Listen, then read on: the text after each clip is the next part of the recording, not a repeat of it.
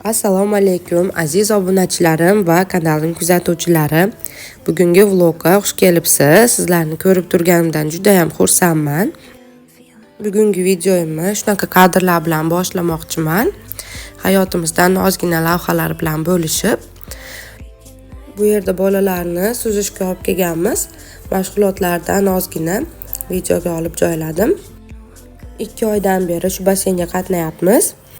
Bu yer menga juda ham yoqdi. Hamma sharoitlar bor, ozoda va eng asosiysi trenerlari juda ham muomalali va bolaga ko'ngliga yo'l topishga harakat qilishadi. O'g'lim suvdan rosa qo'rqardi.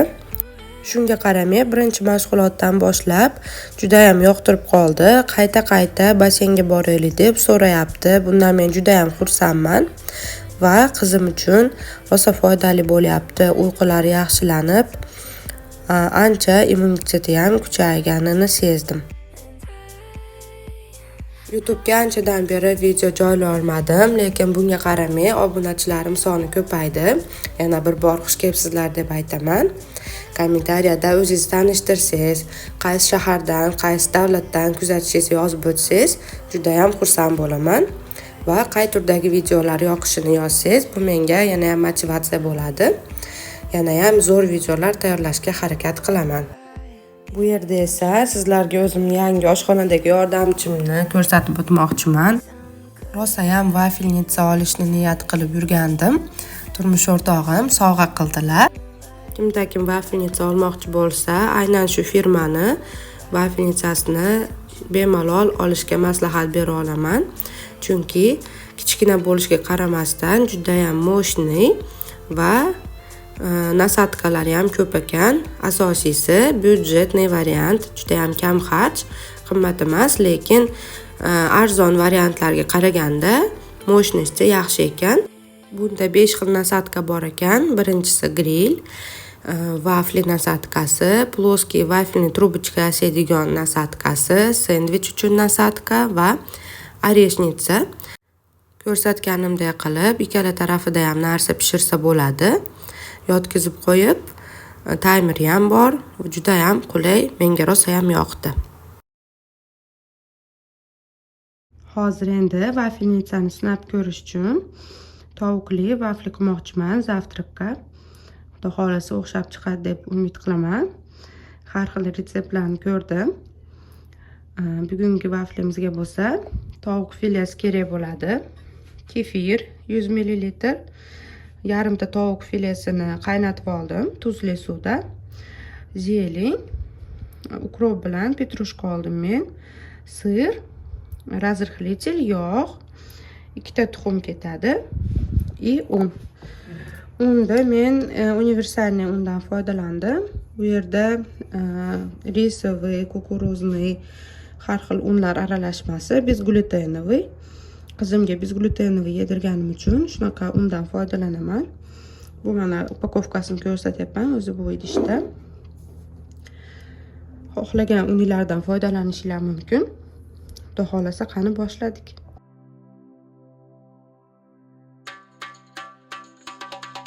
Birinchi bo'lib ishimizni tovuq filesini mayda to'rtburchak qilib to'g'rab olishdan boshlaymiz.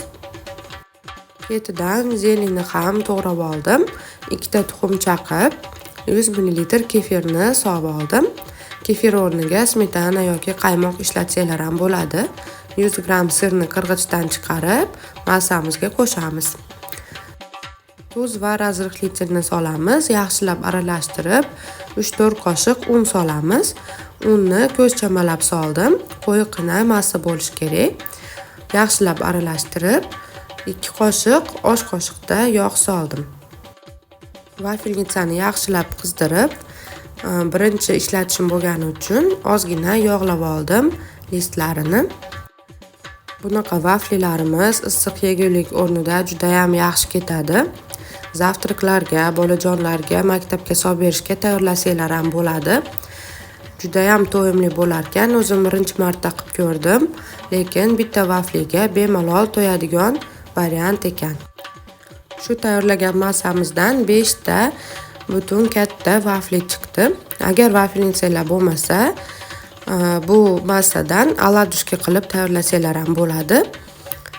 Skоворodkada ham o'xshab chiqadi. 12-15 minutda tayyor bo'ldi. Reaksiyamdan bilsanglar ham bo'ladi, qanaqa zo'r chiqqanini. Ustilari qarsildoq, ichida esa mazali nachinka. Zavtrak uchun ayni muddao. Bunday vaflilarni dietada o'tirgan bo'lsangiz ham bemalol tayyorlab yesangiz bo'ladi, chunki ichida to'la oqsil va to'yimli yegulik.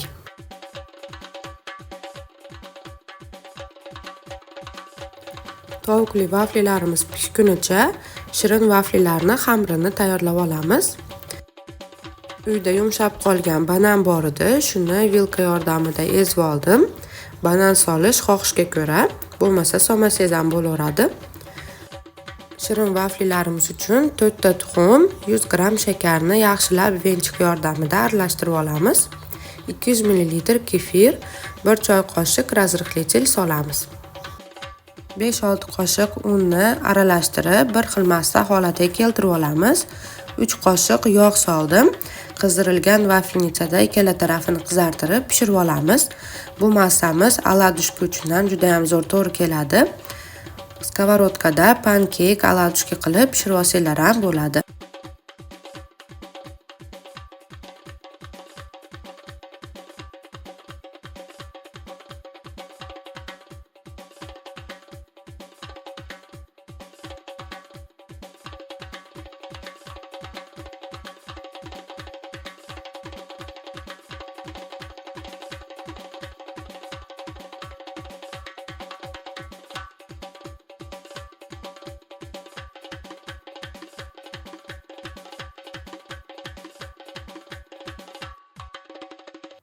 Endi vaflilarimizni chiroyli podacha qilish uchun mevalarni to'g'rab olamiz.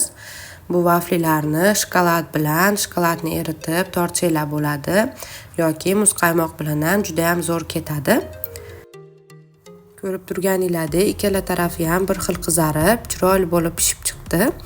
Endi buni yana ham ishtahochar qilib tortiq qilishga tayyorgarlik ko'ramiz. Tovuqli vaflilarimizni xohlagan svejiy sabzavot bilan tortiq qilishlar mumkin.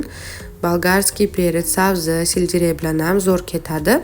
Men pomidor, bodring va jo'xoridan foydalandim. Ustiga balzamichskiy sous qo'ydim. Foydali nonushta bo'ldi rosa ham. Oqsil va sabzavotlarga boy. Shirin vaflini esa qulupnoy va kivi bilan tortaman. Aytganimdek, shokolad, muzqaymoq, mevalar bilan tortishlar mumkin. Ustiga saxni pudra ham sepib qo'ysanglar bo'ladi, xohishga ko'ra.